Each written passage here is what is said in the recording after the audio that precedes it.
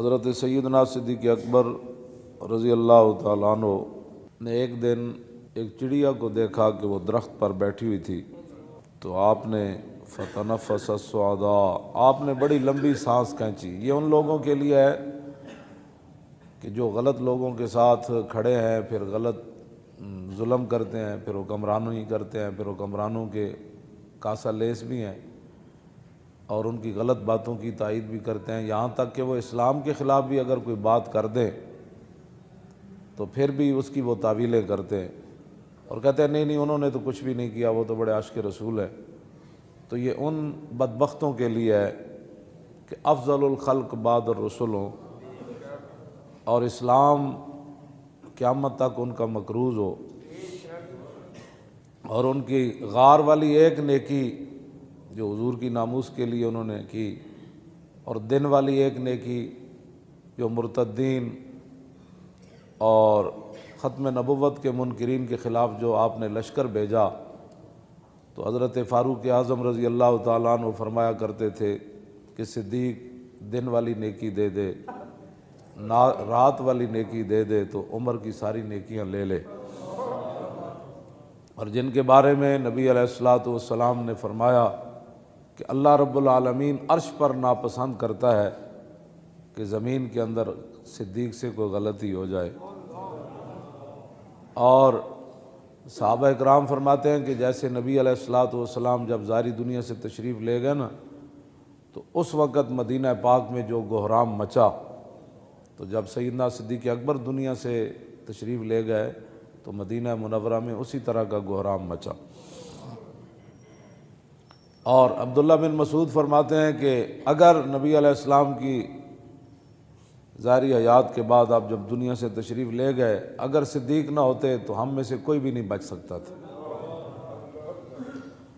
اتنی شانیں وہ تو نہیں، وہ تو حضرت عمر کی اتنے نیکیاں ہیں جتنے ستارے آسمان کے، تو حضرت عمر کہتے ہیں کہ میں صدیق کی ایک نیکی مجھے مل جائے میں ساری دینے کے لیے تیار ہوں۔ یہ ساری شانوں کے باوجود اور جو آپ نے تنخواہ لی 2.25 سال 2 سال 2 مہینے کچھ دن جو آپ نے تنخواہ لی، وہ تنخواہ بھی واپس کر دی آپ نے، یعنی سرکاری مال بھی نہیں لیا۔ اور جب وہ سارا مال واپس، وہ اونٹنی بھی چلی گئی۔ اب اتنے بڑے آدمی ہوں، اتنی بڑی شانوں کے مالک ہوں، اور ان کے جو ہے وہ یہ بھی میرے سامنے پڑا ہے، امام عبدالرؤف مناوی نے لکھا کہ آپ کا جگر جو ہے وہ کلیجہ وہ جل گیا تھا، مشویتن وہ بھونا ہوا بو آتی تھی آپ کے منہ سے، اور اتنا آپ کو خوف خدا بھی تھا اور حضور کی امت کا بوجھ بھی تھا، اور پھر حضور کی تشریف آوری کے بعد امت کو بالکل سر منہ ادھر ہونے سے سیدھا رکھ کے آگے حضرت عمر کے حوالے کرنا تھا، تو آپ کو اتنا خوف خدا تھا اور حضور کی امت کا اتنا درد تھا، اور دین کا اور حضور کی ختم نبوت کا، ناموس رسالت کا۔ جو رات آپ سوتے تھے تو صحابہ کہتے ہیں جب آپ کا وصال ہو گیا تو پھر جب ہم نے وہ جگہ دیکھی جس چارپائی پر وہ سوتے تھے تو اوپر والی چھت بھی سیاہ ہو چکی تھی۔ اتنے آپ درد سے سانس لیتے تھے رات کے وقت کہ میں نے حضور کی امت کو کس راستے پر جو ہے وہ کیسے چلا کر حق پر پھوٹ توڑ لے جانا ہے، اور منکرین ختم نبوت کا کیسے کلا کما کرنا ہے، اور مرتدین کو کیسے راہ راست پر لانا ہے، مانعین زکوٰۃ کو کیسے سیدھا کرنا ہے۔ اور صحابہ کی جو حالت سرمے جیسی ہو گئی، اور صحابہ گلیوں میں پھرتے تھے کہ آپ نے یہاں رسول اللہ تو نہیں دیکھے، یہ حالت ہو گئی۔ تو اس ساری حالت کو سمیٹ کر پھر اسی راستے کے اوپر گامزن کرنا، اور پھر کیسر و کسریٰ کے دروازوں کی طرف حضور کے غلاموں کو روانہ کرنا اور اسلام کو اوپر لانا۔ اور یہ جن لوگوں کے یعنی رات یہ صورتحال ہے، اور دن کے وقت جو ہے وہ جو کھانا ہے وہ مدینہ منورہ کے ایک عام صحابی، جو عام صحابہ عام تو نہیں ہے، مراد یہ ہے کہ کھانے پینے کے لحاظ سے ان کا جو ذرائع آمدن تھے اتنی تنخواہ لینی، اور پھر اپنی بیوی کو کہنا کہ بھائی آج مجھے ایک میٹھے کا دل کر رہا ہے ایک دن، تو انہوں نے کہا کہ اتنے پیسے تو نہیں ہمیں ملتے تنخواہ سے کہ جس سے آپ کے لیے میٹھا بھی پکایا جائے۔ سنتے ہیں آپ، یہ اسلام ہے۔ جن کے وزیر اعظم اس کا ایک دن کا خرچہ 50 لاکھ ہو، یہ وہاں سونے کے کشتے کھاتے ہیں۔ فتنفس السعداء فطوبى لك یا طیر تاکل الثمر وتستظل بالشجر وتسیر الی غیر حساب یا لیت ابا بکر مثلو کا. آپ نے ویکھا نا چڑیا درختوں تے بیٹھی ہوئی تھی, آپ نے لمبی سانس کھینچی. اتنی شانہ دے مالک وہ تو بیان ہی نہیں نہ ہو سکتی. میں ویسے تو 4 گلاں تہاڈے نال کیتیاں. آپ نے لمبی سانس کھینچی تو آپ نے فرمایا طوبیٰ لکا یا طیرو, فرماؤ پرندہ او چڑیا او کبوتر تیری کیا ہی بات ہے, تو کتنی خوش نصیب ہے. تاکل الثمر و تستظل بالشجر, فرمایا تو درخت دے پھل کھاندا اور درخت دی چھاواں تے رہنا. و تسیر الی غیر حساب, تو قیامت والے دن تیرے کو حساب بھی نہیں ہونا. تے صدیق دا کی بنے گا قیامت والے دن, اینوں تو رب دے سامنے حساب دینا پینا ہے. تے آپ لمبی سانس کھینچی جس طرح بندہ, دسو اتنی شانہ دے مالک ہوون تے خوف خدا اتنا ہوئے تے پورے ملک نو لٹن والے, مسیتاں تو سپیکر لان والے, ممتاز نو پھٹے لان والے, ختم نبوت تے حملہ کرن والے, مندراں تے گھنٹے کھڑکان والے, اور تھر دے بچیاں نو دوائیاں نہ دین والے, تے ملک لٹن والے, انہاں دا کی بنے گا دنیا آخرت وچ؟ انہاں جدوں اور پھر انہاں دا کی بنے گا؟ تے جڑے انہاں دے نال ظالماں دے کھڑے نے انہاں دا کی بنے گا؟ واپس آؤ حضور دے دین دی طرف. ہاں جی, واپس آؤ رسول اللہ دے دین دی طرف. ہن سونا نہیں, ہن جاگ کے رہنا ہے. نگھی چادر تان کے سو گئے, ہن تسی تے نہیں نہ سونا. ہاں, نگھی چادر تان کے سو گئے, مالک چور پچھان کے سو گئے. لٹن والیاں رج کے لٹیا, جاگن والے جان کے سو گئے. ہن نہیں سونا, حضور دا دین لیاؤ. کیوں جی؟ ہاں توجہ جی, او توجہ بھائی. انشاءاللہ جدو تسی حضور دے دین دی طرف چل پاؤ گے نا, ایک قرآن دا وعدہ ہے, نص ہے قرآن دی, والذین جاہدوا فینا لنہدینہم سبلنا وان اللہ لمع المحسنین. فرمایا جو لوگ ہمارے راستے میں چلنا چاہتے ہیں, محنت کرتے ہیں ہمارے, والذین جاہدوا فینا, ہمارے لیے محنتیں کرتے ہیں, لنہدینہم سبلنا, تو میرے حبیب انہوں نے دس دے وہ میں اتنا کریم ہاں کہ انہوں واسطے کئی راستے کھول دیاں گا.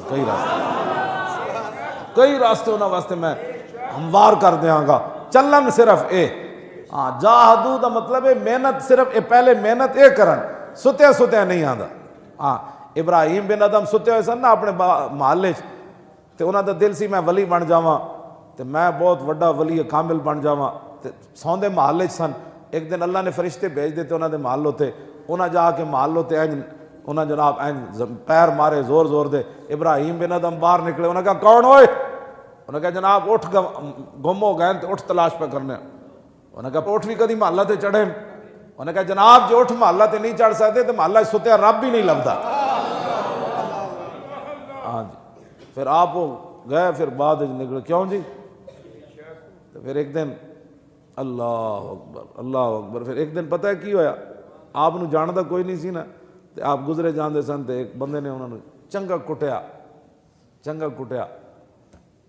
تے وہ کہنے لگے ہور مار, اس سر نے بڑی نافرمانیاں کیتیاں. فقیر بن گئے سن. تے بعد کسی نے دسیا جنوں تو کٹ رہے سی جے کون ہے؟ انہوں نے کہا نہیں. انہوں نے کہا یہی تے ابراہیم بن ادم سی. آپ فقیر ہو گئے نا, تے باغ دے قریب تو گزرے, تے اتھے انگور لگے ہوئے سن. تے آپ اندر گئے اس باغ والے کو, فرمایا یار انگور دے دے. انہوں نے کہا پیسے دے. انہوں نے کہا پیسے تے نہیں ہے, میں جڑی پرانیاں جتیاں پائیاں نے لے لے. انہوں نے کہا جتیاں نہ بھی کدی انگور لبا نکلے تو. جدو باہر نکلے تو اس نے کسی نے دسیا وہ ابراہیم بن ادم ہے. وہ پھر نسیا پچھو انگور دا ٹوکرا لے کے, حضور قبول کرو. فرمایا کیویں؟ انہوں نے کہا میں نے فلانے بندے دسیا ابراہیم بن ادم. فرمایا جلیا ان انگوراں دی قیمت تو ٹوٹیاں جتیاں ہی سن, فقیری دے بدلے اسی انگور نہیں کھانا, فقیریاں ویچ کے انگور نہیں کھانا. ہاں تو وہ نہ جتیاں دی قیمت سی, وہ تو دتا نہیں ہے, لے جا اپنا ٹوکرا واپس. تے گل انجے بھائی, گھر ستیا دین تخت تے نہیں آندا, گھر ستیا ٹرمپ نہیں ڈاندا. ہاں گھر ستیا بدر فتح نہیں ہوندا. ہاں صحابہ مدینہ منورہ ہی اتنے بیٹھے رہندے تسبیحاں پکڑ کے نا, تو پھر کیسر و کسرا دے دروازے کنے کھڑکانے سن. تسی اپنے گھراں تو نکلو باہر, دین واسطے کرو محنت. ہاں ستیا دین مصطفیٰ تخت تے نہیں آنا. ہر بندہ کہے میں لے آنا ہے, میں اپنی زندگی بدلنی. تو جدو تسی ارادہ کرو گے نا بدلنی, تو اے نہیں کہ اللہ اسلام تو مطلب خراب کر دے گا. جدو حضور ایک دن عثمان ابن ابی طلحہ کو چابی منگی نا کعبے دی, فتح مکہ تو پہلے اجے مسلمان نہیں ہوئے, تیرا چابی نہ دیتی. تو حضور نے فرمایا عثمان یہ چابی ایک دن میرے ہاتھ چ ہونی. انہیں کہا اس دن قریش ذلیل ہو جان گے؟ حضور نے فرمایا نہیں، اس دن قریشین کو اور عزت لب جائے گی۔ ہاں ذلیل اسلام نہیں کرتا، چابی لے کے تے حضور نے چابی پھر دے دیتی۔ ہاں عثمان ابن ابی طلحہ نے چابی حضور نے نہیں سی دیتی، لیکن حضور نے فرمایا چابی ساڑھے ہاتھ چونی۔ جب فتح مکہ ہویا نا تو حضور نے فرمایا لیا چابی، انہوں نے کہا جو تے ماں کولے، فرمایا لیا ماں کول چابی۔ جب ماں کول گئے تے ماں بڑی اچھلی، انہوں نے کہا نہیں دینی، انہوں نے کہا ماں باہر ویکھتے صحیح حضور آ گئے۔ ہاں